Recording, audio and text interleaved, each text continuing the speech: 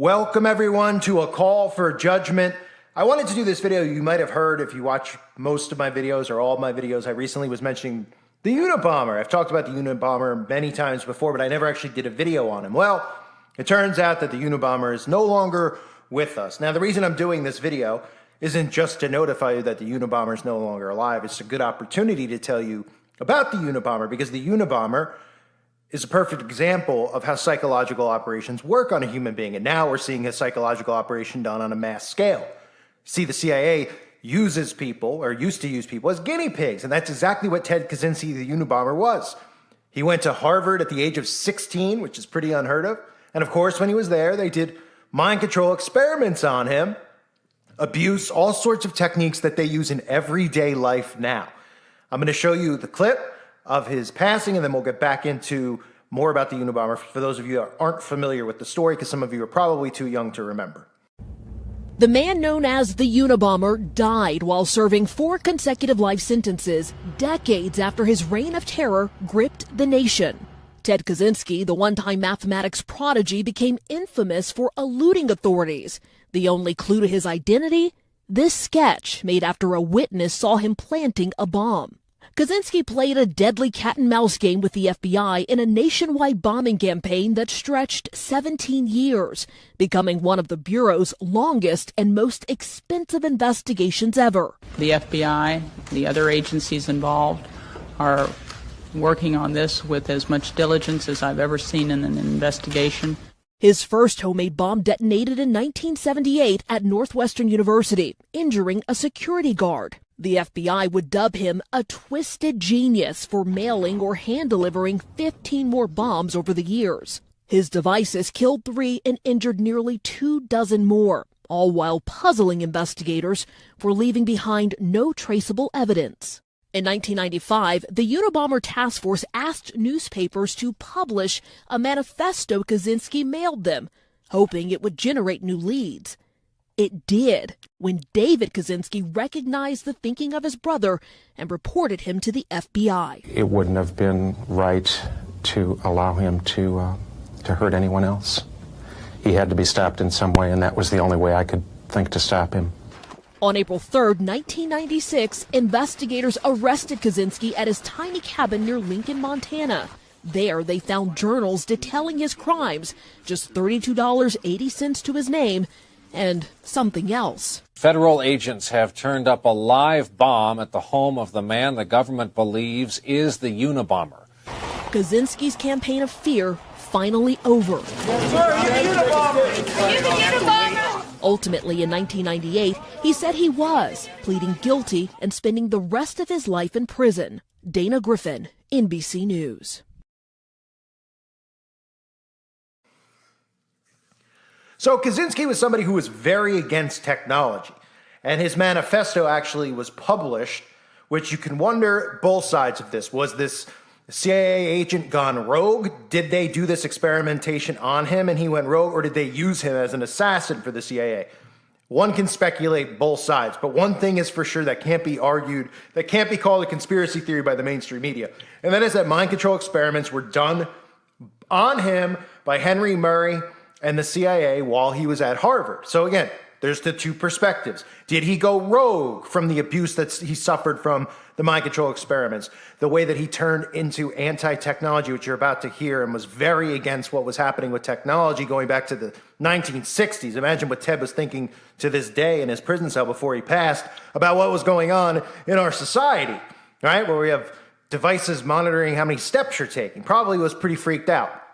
So Kaczynski was either rogue or he was either an operative for them and they used him as an assassin for 17 years to take people out that they didn't want running certain corporations, airline, CEOs of airlines. You're talking about CEOs of big tech companies back then before there was, big tech like Apple and Mac and stuff like that, where there's other tech companies that were emerging and they probably wanted to take control. So you can look at it from both perspectives, but here's a look at Ted.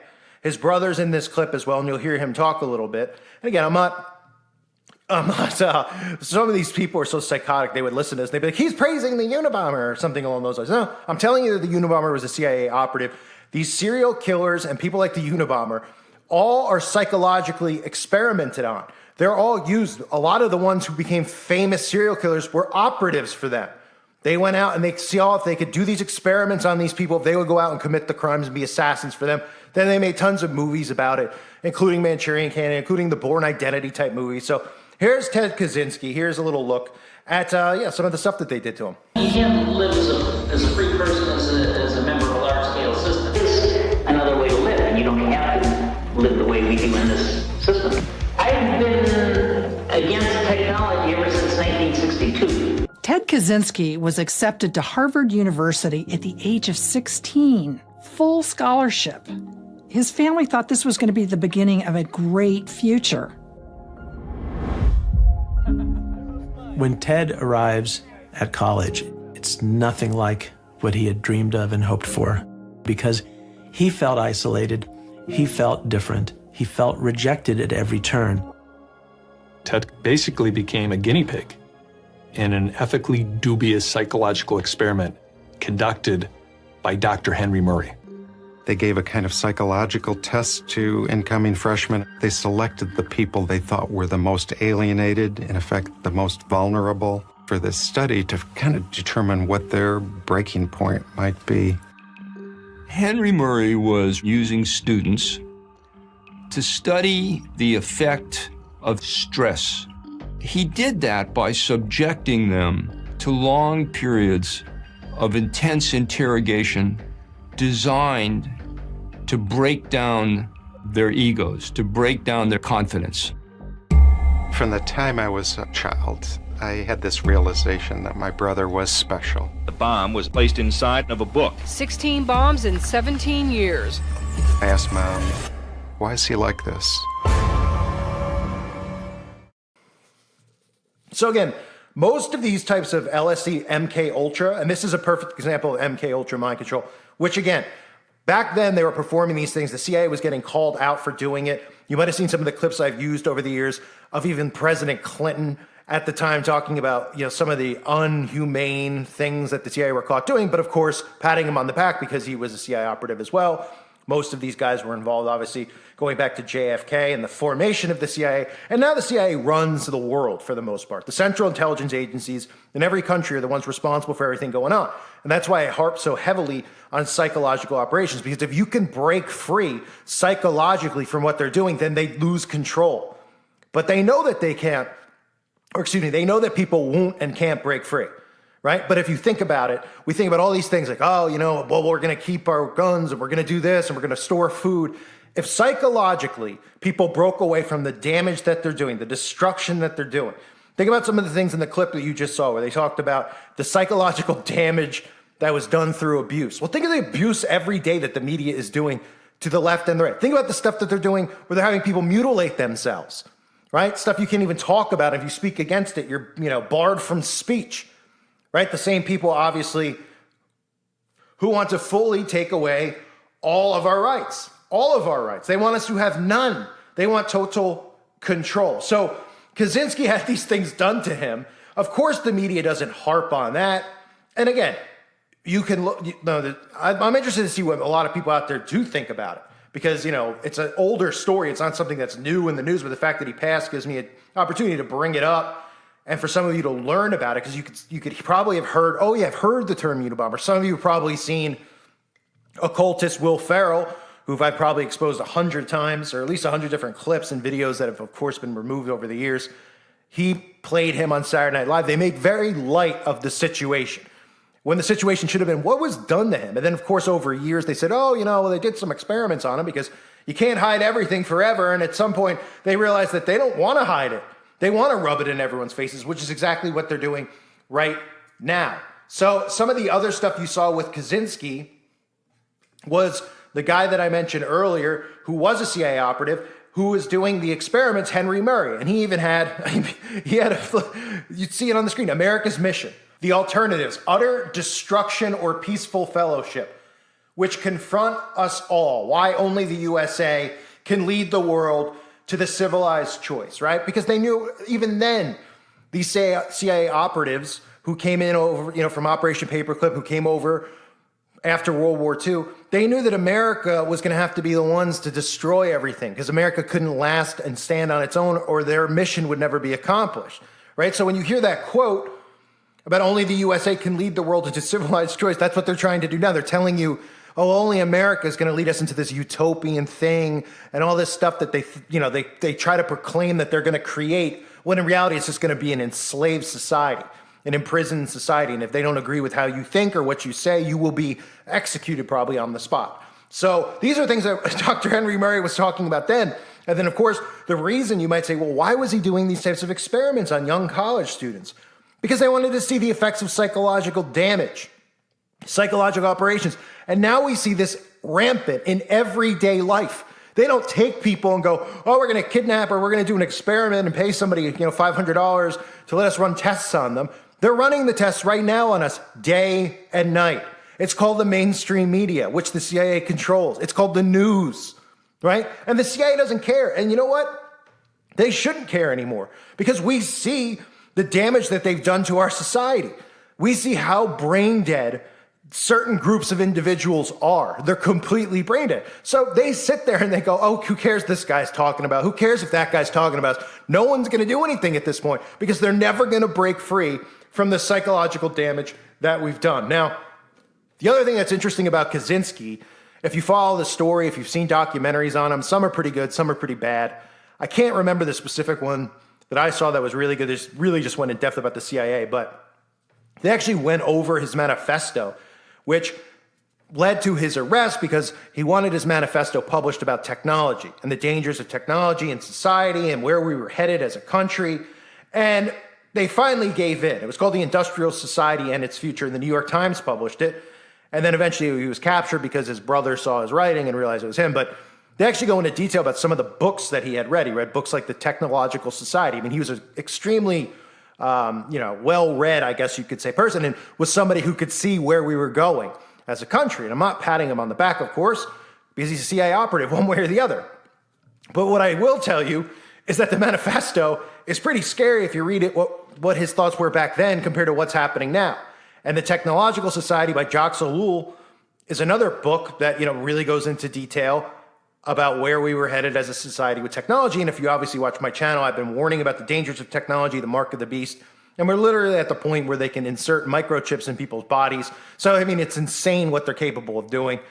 At this time when he's doing this stuff, their only cell phone that there was like the car phone that the guys in the 80s movies would have in their car that still had a cord on it that probably only lasted a half hour, battery-wise. And now we have phones that are the size of your hand. It lasts for 5 hours that you could charge in the bath. You can watch sports in the bathroom. It's insane.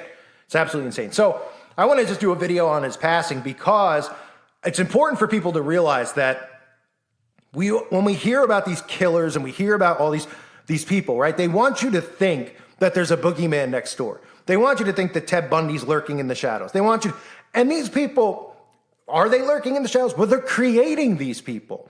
They're creating, they have a whole channel now, the ID channel, which is really about a lot of just domestic problems that happen compared to mass events, mass killings and things like that, which still do occur. But they create these people. All the ones that they glorify, the serial killers, all have connections to the CIA, including him, right? He has connections not just to the CIA, he has connections to being involved in MK Ultra, right? But that's not something they cover, of course. That's not something they make a big deal about. There's how does somebody become so crazy? Well, look at our society now. You ask yourself how these people have become so crazy where they're chopping their nuts off? Yeah, because psychological operations are being done on a daily basis, and that's what's important to note. They're creating people like this. For every one of us, there's people who are Ted Kaczynskis, right? And they identify as a certain political group. We see the insane ideologies. We see the insane things that they do. We see how unhinged they get. And this is all done because of all the experiments they've done on other people over the years. And now with technology being so easy to access, they've got control over everyone's minds. And if people don't break free from the psychological operations that our own government is doing on us, then it's never going to go back to normal and things are never going to, be okay. And we all know biblically they're not going to go back. We're at the point of no return, and they know that. And they don't care anymore because they know that the majority of these people who are under a spell are not going to break free from their spell. I thank everyone for being here. I hope you're doing well. Let me know what you think in the comment section. If you're familiar with the story, even if you're not familiar, if you learned something from the video, I'm interested to see. It's an interesting topic to me when I see a lot of these people, because I know, I run into people and they're like, oh yeah, I watched this interesting, documentary on Netflix, or, have you ever seen this series about Bundy, and I'm always just like, yeah, who they really are. I mean, you're seeing like the fuddy-duddy, lollipopped up version of the story, which is still horrifying, which, obviously these things, these types of stories did occur, right? But you don't hear the background story. Oh, did you know that they were a part of the government? Did you know they worked for the CIA at one point? Did you know, this even goes to people like Manson. I mean, Manson's connected to the CIA, right? And mind control, MK Ultra experiments with LSD and everything else, right? And people just don't even they can't dig into that level. They stay on a surface level where they're fascinated by these people. It's like their soul's tugging them to tell them what's actually happening. But they just stick to the story. Isn't that freaky? Isn't it this and that? And yeah, it's freaky. It's disturbing. It's disgusting. It's sick. And then they're like, well, how does somebody get to that point? They're like, oh, did you know he was abused as a child? Well, did you know that mind control experiments were done on them? Did you know they were involved in these types of things and they were sent out as assassins?